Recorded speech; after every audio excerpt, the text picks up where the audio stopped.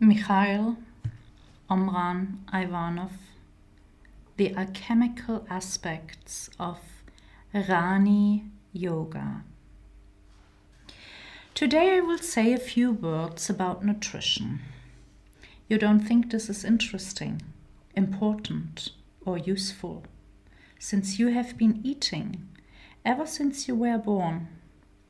I don't doubt that you've been eating since your arrival in this world, but I will present nutrition to you in a way that is yet unknown to you and that will perhaps surprise you. In the morning, at midday, and in the evening, everyone is busy eating in order to stay healthy. But at meal times, you are in the habit of talking, gesticulating, or even arguing with others. And so, in the end, you make yourself unwell. Everyone knows the importance of food. They also know that eating is necessary for their survival. And they start wars and revolution because of it. But at the same time, they don't know how to eat. So, what are we to make of human beings? Only initiates who have reflected for a long time on the highly important question of nutrition know the right way to look at it. And today, I will try to familiarize you with their point of view. Supposing, due to particular circumstances, you have been deprived of food for several days and are so unwell you can no longer walk or even move. You are fading away and feel fragile. So even if you are extremely well educated, maybe a scholar, or even if you possess magical powers, neither your knowledge nor your powers are of any value when compared with a piece of fruit that someone brings to revive you. Isn't that wonderful? Don't you see that this fruit is an amazing magical element? Just one mouthful has set so many factories and forces going that a whole lifetime would not be enough to listen to them all. But you haven't stopped to reflect on the elements contained in this food, nor on the fact that it was even stronger than your thoughts, your feelings, or your will when it came to getting you back on your feet. You enjoy making a good meal, you prepared with great care, and then, as soon as you sit at the table, your attention may go elsewhere. You don't think about what you are eating, and yet it is this very food and this food alone to which you attach only instinctive importance, not conscious, intellectual importance, which can give you back your strength and health. Thanks to that, you can again act, speak, feel, and think. You eat foods which don't know how to speak or express themselves or write, and yet, thanks to them, look what's happening to you. You utter words, you give orders, you write books, you compose symphonies, you obtain everything, power, wealth, glory, and all this thanks to food. Initiates gave a place to nutritional research in their work. They found that food prepared in the divine laboratories with incredible wisdom, contains magical elements capable of preserving and restoring physical and psychic health and giving us the greatest revelations. But we must know in what conditions and by what means we can extract these elements, and that the most effective method is thought. No words can express the din, the cacophony, and the frightful noise that people make nowadays when they eat together. It's overwhelming being at these meals. Only prehistoric animals can feel well at them because they are in their element. But all those who seek peace and harmony are completely exhausted. After such a meal, we have to go and rest or sleep. Or we feel sleepy and heavy, and those who have to work do it without any desire or enthusiasm. Whereas those who knew how to eat correctly are clear-headed and in a good mood. If we eat mechanically, unconsciously, with quick, jerky movements, swallowing rather than chewing, harboring chaotic thoughts and feeling in our minds and hearts, perhaps even arguing with someone, the entire functioning of our organism is unbalanced. Not one system would function properly anymore. Not respiration, circulation or digestion, nor the secretions of the elimination, and so on. Thousands of people make themselves unwell in this way without knowing that their unwellness stems from the way they feed themselves. Look what happens in families. Before a meal, no one has anything to say to another. Each person is in their own corner, either reading, listening to the radio, and so on.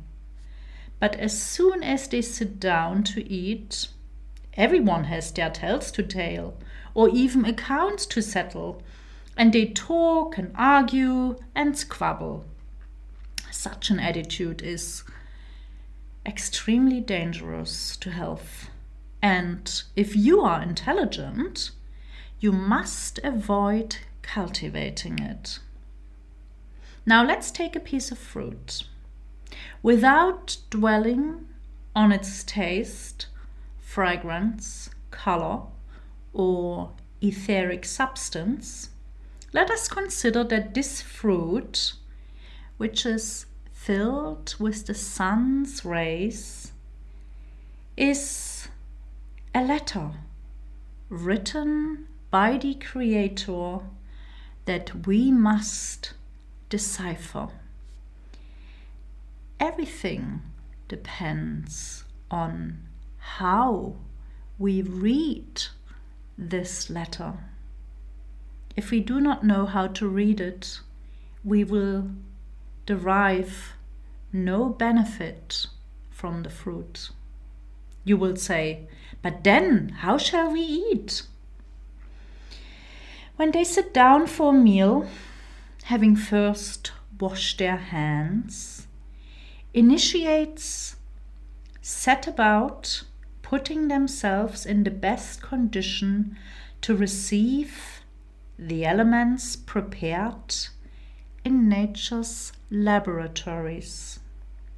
They go within, link themselves to the Creator, say a short or long prayer, and in silence and peace they begin this process of the highest, white magic, which is nutrition. They take the first mouthful, which they try to chew for as long as possible until it disappears in their mouth, without their even having to swallow it. The frame of mind with which we take the first mouthful is extremely important. So you must prepare yourself to do it in the best possible state, because this first mouthful releases all the inner processes. If you begin eating in a harmonious state, all the rest will follow harmoniously.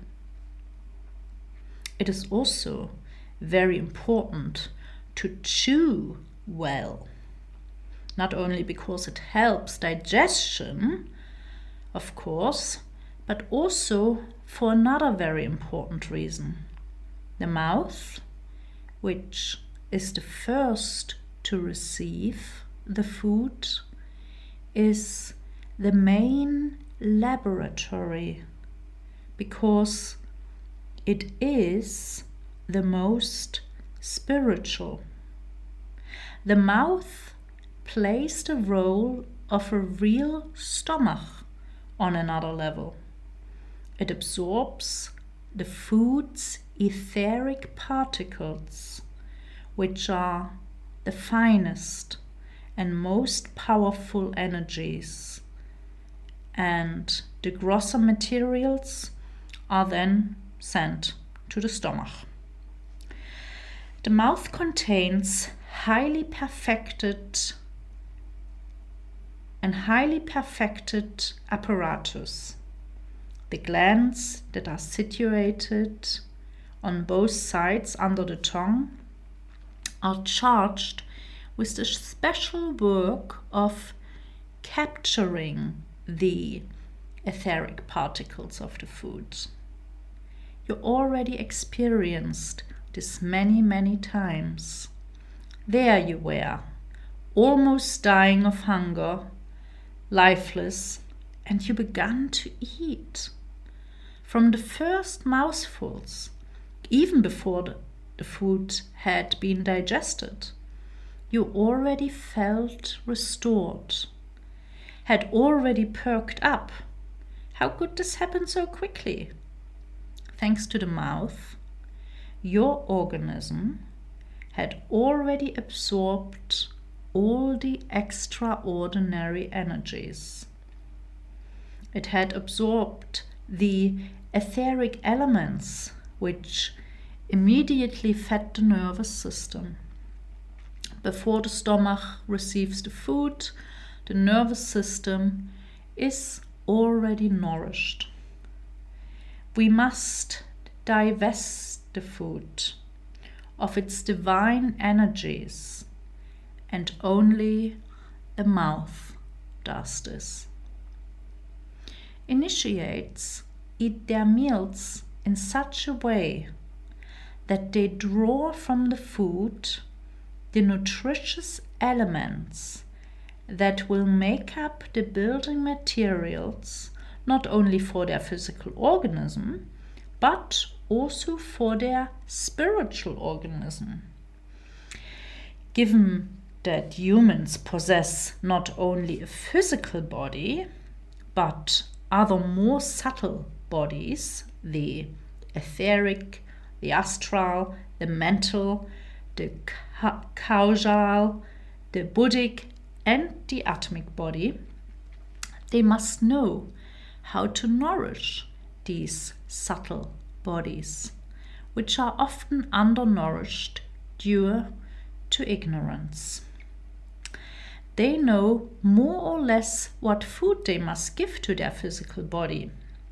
I say more or less, for the majority of humans eat meat, which is harmful for their physical and psychic health, but they do not know how to feed the other bodies. The etheric body or the vital body, the astral body, which is the seat of the emotions, the mental body, which is the seat of the mind, etc. I have told you that we must chew food well, but chewing is for the physical body. For the etheric body, we must add respiration. You know that air kindles flames. You breathe on fire to bring it to life. Similarly, when you breathe while eating, this intensifies the combustion. Digestion is just combustion, just as breathing and thinking are. Only the degree of heat supplied and the purity of the matter differ from one process to another.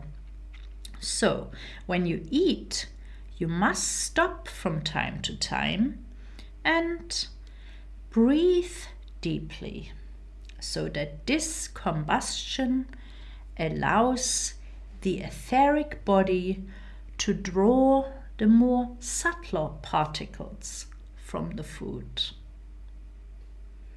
When I talk about the subtler particles, we must try to draw out of the food.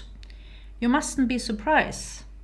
For example, a piece of fruit is made of solid, liquid, gaseous, and etheric matter. Everyone knows all about its solid and liquid matter. Far fewer care about its fragrance, which is already subtler and found in the realm of air. As for the etheric side, linked to the colors of the fruit and to its life, which again cannot be quantified but emanates from the fruit and spreads into the atmosphere, this is totally unknown and neglected. This etheric side is, however, of the greatest importance in nutrition, and in silence, through our breath, we can make contact to it. Nowadays, due to social conventions, which are often born of human ignorance, when people invite one another to their house, they start talking and gesticulating, and they don't breathe deeply and rhythmically during meals, so it's hardly surprising that so many medicines have had to be manufactured for the treatment of digestive disorders. The Orientals are much wiser. They put all the dishes on the table and then they leave their guests to eat calmly and in silence. They do not talk. They do not plague them with questions on the pretext of politeness, kindness, and benevolence as we do in the West. And so, yes, they can nourish themselves properly. As for myself, I happen to talk during a meal. Even it's a very friendly conversation. When I get up from the table, I feel an emptiness, a dissatisfaction, a sort of nervous tension. Something is missing. I have not eaten as I should. I have noticed this so many times. So when you have eaten in silence and peace, you then retain this state throughout the whole day. Even if you have to rush here and there, you only have to stop for just a second to feel that you are still at peace because you have eaten correctly. Otherwise, whatever you do, whether you are resting or talking quietly, you are agitated, troubled, and shaky. So I repeat, in order to feed the etheric body, You must breathe deeply. As the etheric body carries vitality, memory, and sensitivity, you benefit when it develops properly. But it's not enough to have fed the physical and etheric bodies. We must also feed the astral body.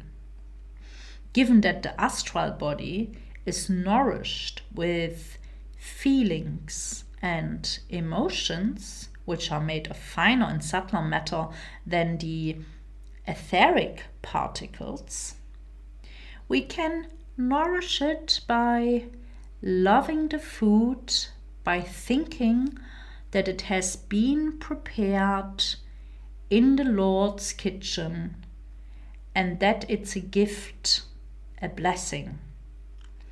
As they pause a few moments to send love to the food, initiates prepare their astral body to extract the particles from the food, even more precious than the etheric particles. When the astral body has absorbed all of these elements, it can arouse feelings of an extremely high order. A love for the whole world, feelings of happiness and peace, living in harmony with nature. When the astral body has been nourished during a meal, you have an indescribable sensation of well-being.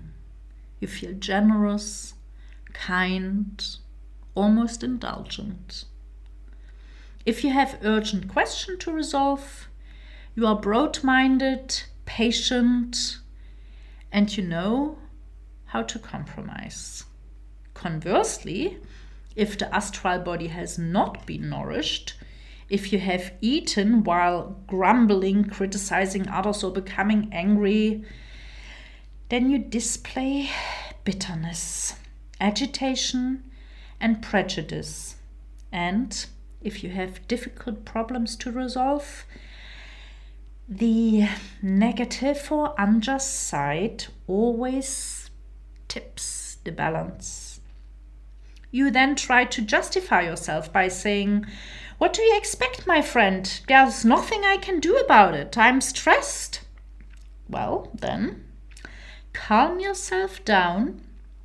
You take medicines, but you will continue to feel stressed as long as no one has taught you how to eat.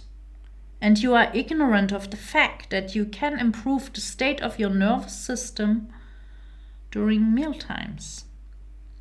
This is why, when we are sitting in front of food, we must put everything else to one side, even the most important matters, knowing that it is more important so to nourish ourselves well according to the divine rules, because everything depends on that.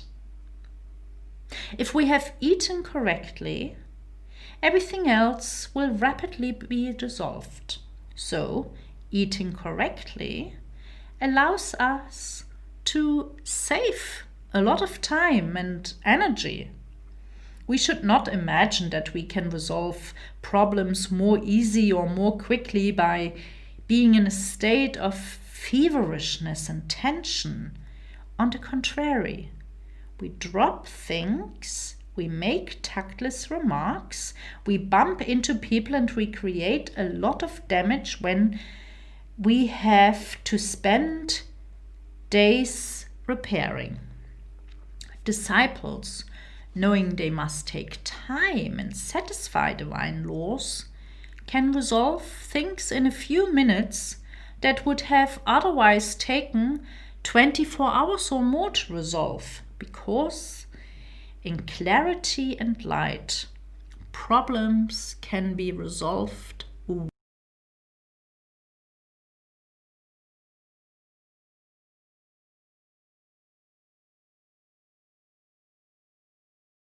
way more efficiently.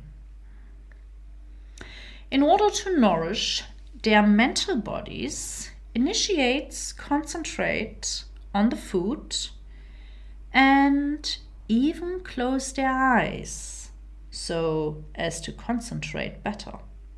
For them, food represents a manifestation of the divinity, and they try to study it in all its aspects, where it comes from, what it contains, which qualities correspond to it, which entities have taken care of it. For they are invisible beings working on each vegetable, each plant, each fruit. While their mind is absorbed in these reflections, initiates meditate deeply and receive revelations. In this way, they feed their mental body and they extract from the food elements superior to the ones of the astral plane. As a result of this, clarity and deep understanding of life and of the world are born. After eating a meal in such conditions, they get up from the table with such clear understanding that they are able to undertake the greatest mental work. The majority of people, even intellectuals, imagine that to be intellectually competent, they have only to read, study, and reflect. Of course, this is necessary, but it is also important to feed the mental body, to make it resistant and capable of prolonged effort. We must understand that the astral and mental bodies are supports, the one of feeling, the other of thought, and that these two bodies must receive the appropriate food that will allow us to fulfill our task in the emotional and intellectual domains.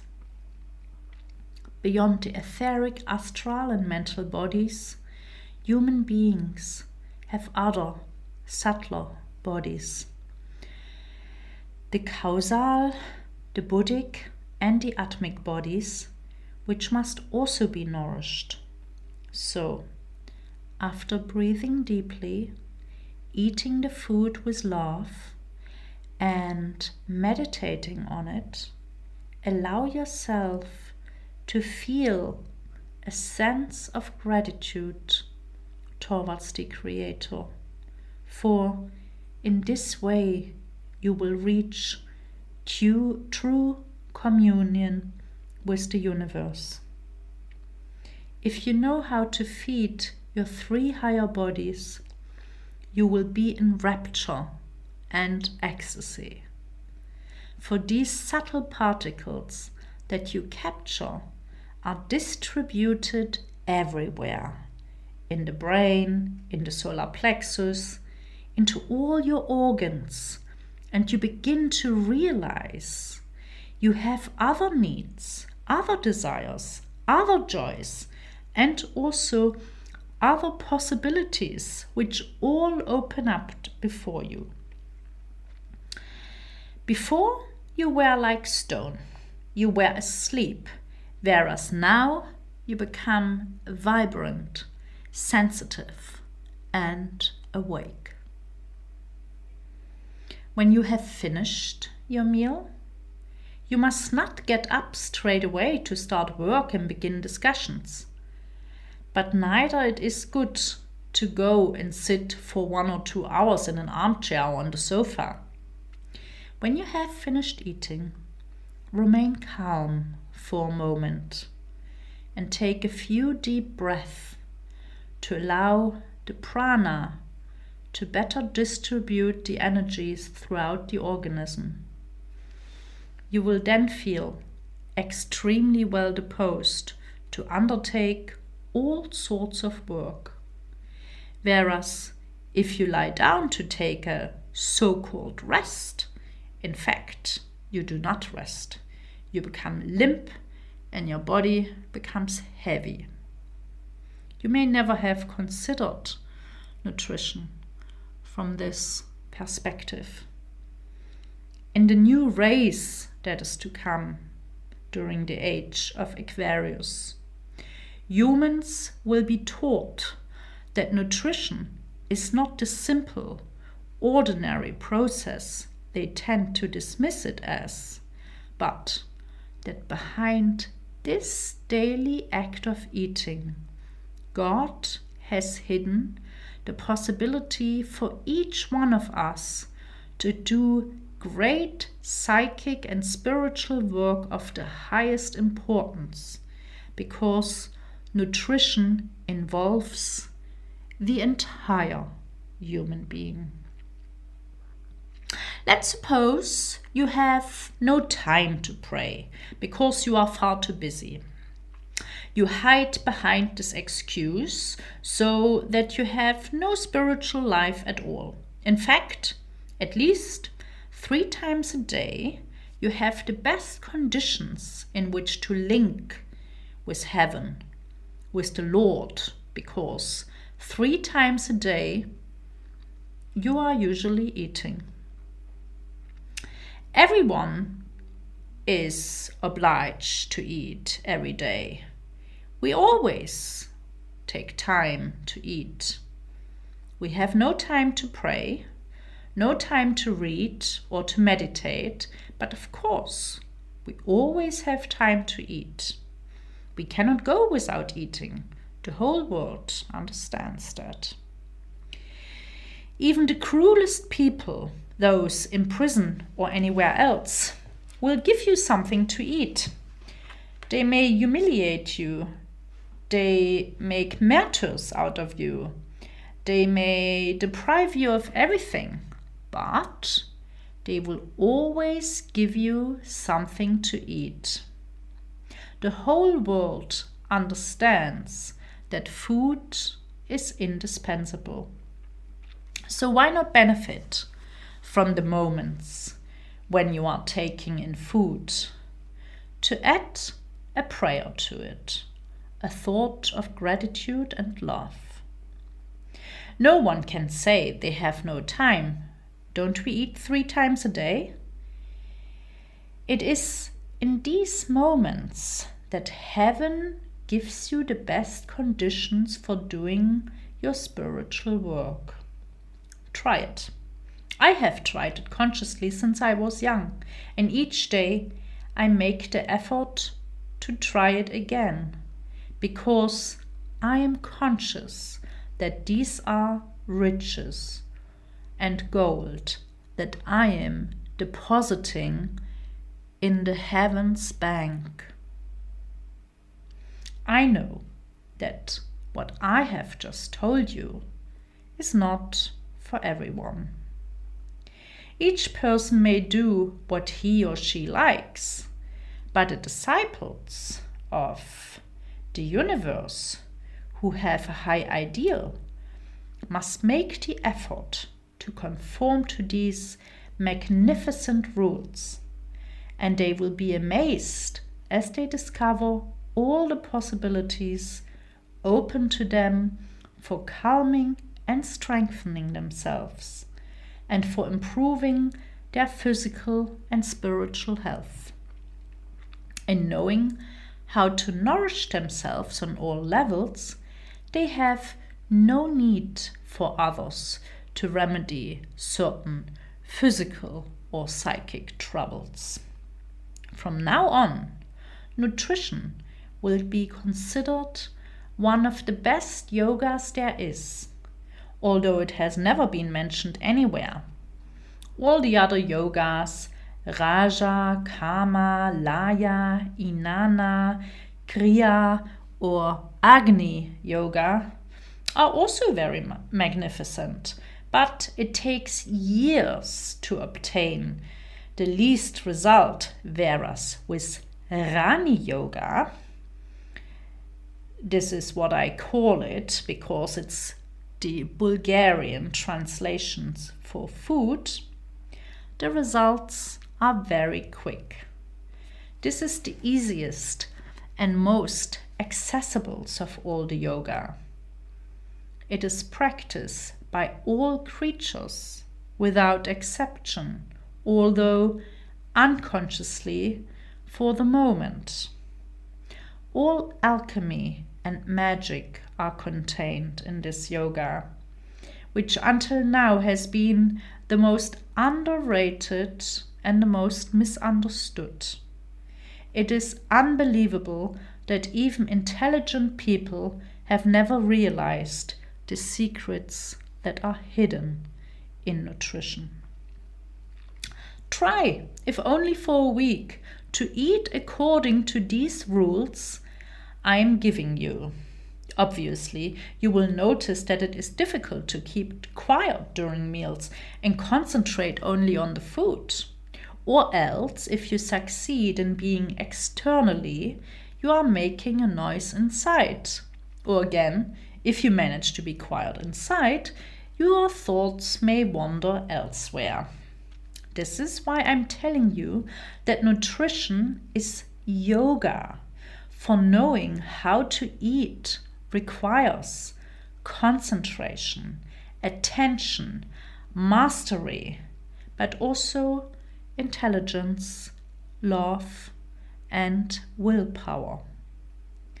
By knowing how to eat in silence and with reference, you create an atmosphere of peace and light in which all divine realizations are possible. You receive revelations, inspirations. Poets are inspired to write their best poems. Musicians hear the most beautiful symphonies in their soul. Painters see the most beautiful pictures appear before them. Seekers find a solution to the problems they face. Those who need the right conditions for rediscovering peace and health find these conditions, and newcomers are struck by the wonderful, purifying atmosphere. These benefits are due simply to a reasonable and spiritual way of eating. In fact, nutrition must be understood as work of spirit on matter. People generally think we must eat a lot to be in good health and have a lot of energy. Not at all. In fact, the opposite is true. When we eat a lot, the organism becomes tired and all the digestive processes are blocked, leading to overload and useless deposits, which are almost impossible to eliminate. That is how all sorts of illnesses erupt, because of this mistaken belief that we need to eat a lot to be in good health. You shorten your life if you eat too much. Hunger prolongs life. Never leave the table having eaten your fill. Otherwise, you are going to become heavy, overweight, and materialized, and you will no longer have any impulse to improve yourself. Whereas, if you leave the table feeling slightly hungry, having refused a few mouthfuls you would have liked, the etheric body receives an impulse to go in search of elements in the higher regions, which will fill the emptiness left inside. The etheric body finds these subtle elements and adds them to itself, and it does this so well that just a few minutes later, not only are you no longer hungry, but you feel lighter, more alive, more capable of working, because these elements are actually of a superior quality. Whereas If you eat your fill and even more than you need for the pleasure of eating, as so many people do, you will in fact never be satisfied and you will cause an imbalance within yourself. If you eat excessively, there is an overload, and your etheric body, being overworked, can no longer carry out its functions. Then undesirables of the astral plane, seeing this abundance of food, hurry to take part in this feast you are unconsciously giving. And a short while later you again feel an emptiness. You feel the desire to begin eating again so as to fill it. And then the undesirables come back too.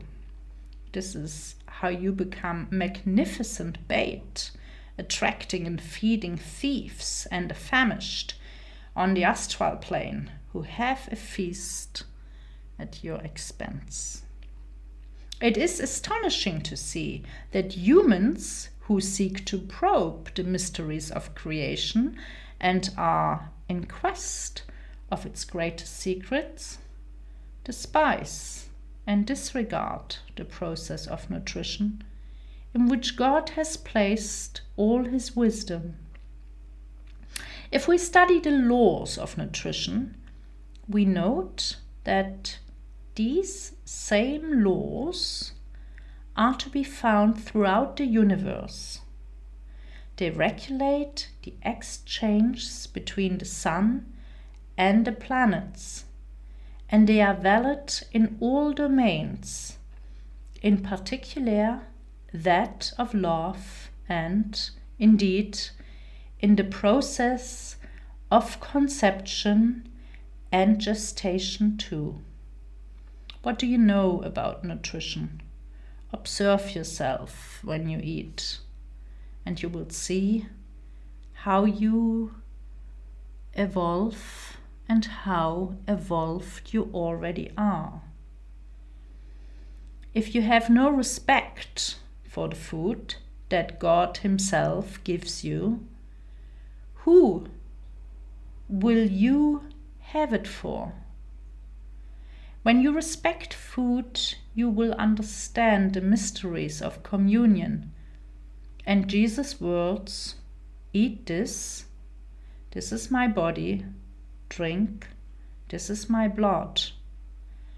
And those who eat my flesh and drink my blood have eternal life."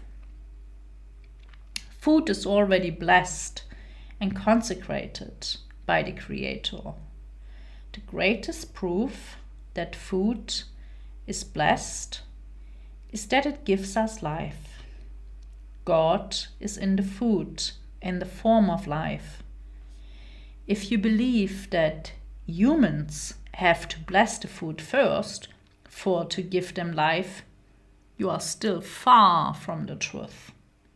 Before humans bless food, it is already blessed by the heavens. So, you will say, the blessing serves no purpose? Yes, the blessing is a kind of ceremony, a magical rite, if you like. The words, the gestures, the thoughts of the priest who blesses the food, envelops it in emanation and fluids which prepare it so that it will be harmonized with those who are about to eat it. In this way, a contact is created in their subtle bodies. An adaptation occurs, allowing them to better receive the riches hidden in the food. Food is not ready just as it is to be absorbed, assimilated, and distributed throughout the body. It must be tamed and befriended. Otherwise, it remains foreign matter and does not vibrate in unison with our organism.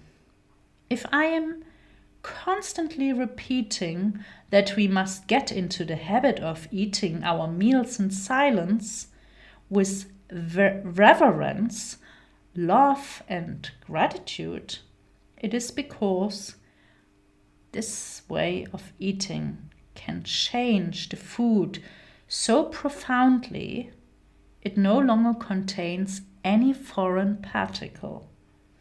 Each particle that does not vibrate in tune with the organism upsets it. If so many people are unwell, it is because they do not know how to eat. They have accumulated too many substances within which have not been adequately tamed, and these become waste matter inside them. Only love can transform the matter we absorb. As long as we do not eat with love, a whole part of our food is left unable to be transformed by our organism, because it does not vibrate in harmony with it. And this accumulated matters hinders bodily functions. It is therefore extremely important to know how to eat, for then the astral and the mental bodies work on the food so it can be easily absorbed, so that these energies can be distributed harmoniously throughout the body. Sometimes it takes a long time before certain particles are accepted and digested by the body, quite simply because we haven't known how to tame them, and therefore they call unwellness. Yes, we didn't know how to eat correctly. Of course, there are other external reasons. For example, the fact that nowadays the majority of food is tampered with by all sorts of products. We can no longer find anything pure or fresh. Fruit and vegetables are cultivated with pesticides or fertilizers, and fish are caught in polluted rivers and seas. And soon we will no longer be able to live on the earth. As long as they can do business and earn money, most people couldn't care less that there are others who might die of poisoning. However, a great deal depends on us as to whether or not the food is accepted by our organism. So, prayers and blessings before meals serve in fact to influence the food favorably and to prepare it to be absorbed. These formulas, these prayers, cannot add one iota of life to it, for God has already placed life in the food. Before being blessed, it already contains all the elements useful for our subsistence. If it were possible to introduce divine life into an object by a simple human blessing, why would we not bless pieces of wood, stone, or metal so we could eat them? By blessing a stone, a piece of wood or metal, we introduce into them some sort of life, of course, but this life cannot feed human beings. It can be used in another way, but it cannot be used to feed them. If each day you learn to consciously absorb divine life, whether it is found in food, in water, in the air, or in sun rays, in infinite space, you will have eternal life. You will know the Lord. you will blossom every day, and you will become completely new beings.